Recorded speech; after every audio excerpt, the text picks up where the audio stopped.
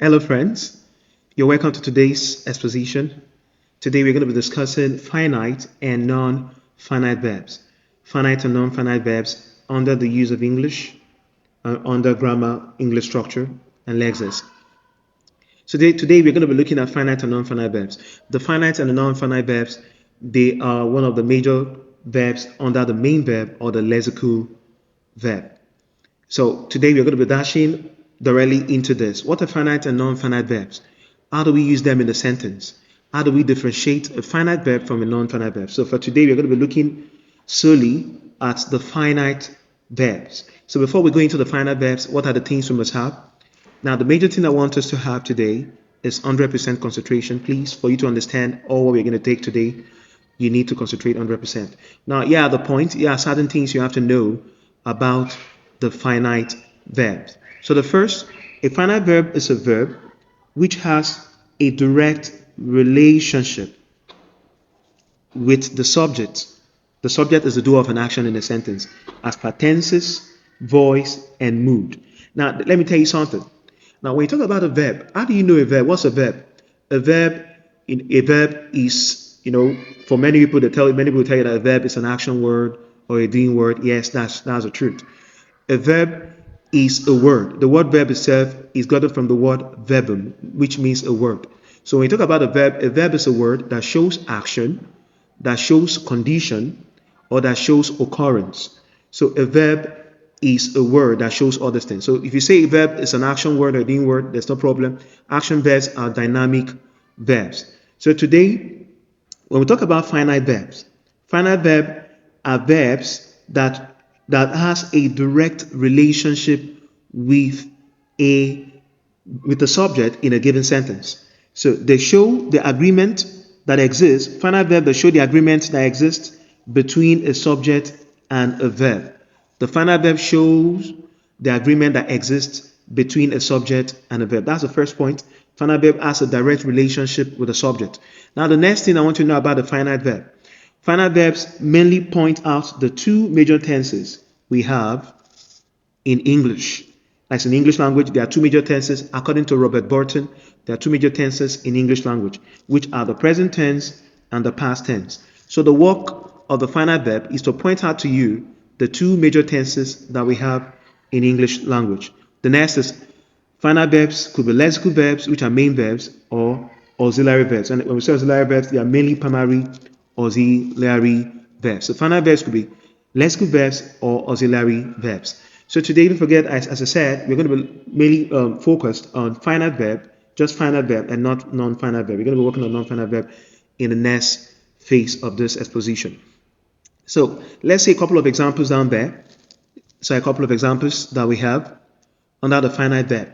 As I said at the beginning, finite verbs, under the finite verbs, you're going to be focused on just tenses. Just tenses. Finite verb shows, that relationship, the direct relationship between a subject and a verb. That's what the finite verb does. So when we talk about the finite verb, now a finite verb is divided mainly into two tenses, which are the present tense and the past tense. In English, although you've heard many people tell you that we have the kind of tenses, we have present tense, past, present, passive, present, and so on and so forth. Now, the fact is, according to Robert Burton, an English grammarian, there are two types of tenses, which are the present tense and the past tense. Although we have other types of tenses, but those other types of tenses are complex tenses. They are not the simple tenses that you know. So, in short, those other types of tenses, they are gotten when the tenses and the aspects have a communication. When tenses and aspects communicate, we end up having complex tenses. So we're going to be talking about that later. Under the non-finite verbs, we're going to be talking about aspects. Today, finite verbs mainly show tenses, mood or voice. So we're focused on tenses. Finite verb doesn't really have a relationship with aspect. So look at this. Now, these are examples of finite verb. Don't forget, what's a finite verb? The simple way to define a finite verb is this. A finite verb is a verb that shows either present tense or past tense. Now, what's a present tense? Present tense is divided into two parts. We have the plural verb and the singular verb. I'm very sure that you'll be surprised that present tense is broken down into two parts. When we talk about the present tense is merely explained, merely enumerated, merely explained by this. We have the plural verb, which is known as the base form, and the singular verb, which is known as the S form. So the plural verb and the singular verb make up the present tense, while the past tense is simply known as the ed1 form. Now look at these examples. Take is a plural verb. Now let me point out something. A verb is different from a noun. When you talk about plural and singular, what comes to your mind first is house, houses, schools, schools, and so on and so forth. If you thought of this at this point, you're forgiven, because that is often what comes to mind when you hear the word present, when you hear the word plural and singular. Now, the fact is this: it's not only nouns that take singular or plural format. Verbs take singular and plural format. Pronouns that do that. Adjectives do that, and a couple of parts of speech, word classes, they take singular or plural. So, but today we're going to be focused on verbs. Now, the way a verb pluralizes is not the same way a noun pluralizes. Now, if it's a noun, singular noun does not take S, plural noun takes S. For example, house, houses, school, schools, shirt, shirt, and so on and so forth. Now, the opposite is what we have when we talk about the present, when we talk about verb, So for a verb, the plural verb does not take S, then singular verb takes S. And that's why the plural verb, they are known as base form or stem form. They are the origin of everything. While the singular verb, they are known as S form. So if you take a look at this, take is a plural verb under the base form, takes a singular. The two of them belong to the present tense. The past tense is took. Take, takes, took. So these three of them are under the finite verb. So when we talk about the finite verb is either the present tense verb or a past tense verb. So under the present tense, we have the base form and the S form. The past tense is known as ed1 form. So the next we have write, writes, wrote.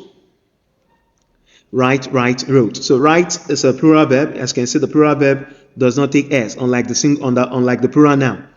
Why write is a singular verb because they take S. Now, how we get to know a singular verb is through the presence of S. Singular verbs that take S, they are different from nouns. You're talking about verbs here, not nouns. While the past tense is wrote. The next is are. Don't forget that, as we said earlier on, we said lexical verbs or auxiliary verbs could be finite or could be finite verbs. They are mainly the finite verbs. So are, this is a plural verb. Is a singular verb. Was is a past tense. Do, singular. Does, do, plural, I beg your pardon. Does, singular. Did, past tense. Fight is plural. Fight is singular. Fought is past tense. Now, I want to take note of this. Don't forget the fact that the fact that the plural verb and the singular verbs are mainly present tense verb. Now, the fact is this: the past tense verb does not really care about differentiating plural or singular. So the plural verb and the singular verb both have one common past tense. But the present tense is divided into plural verb and singular verb. So you're going to be working on this for me as an assignment. I want to take this home. This is a take home. So this is cry. What will be the cry is a plural verb. The singular verb for cry, I want you to help me with this. And the past tense of cry. Go is plural. The singular form of it, then the past tense. So I want the singular form, and I want the past tense. So I want to do this. I want to leave your answer in the comment section. Please, if you find this very exposition resourceful, please subscribe to this channel and share. See you in the next exposition.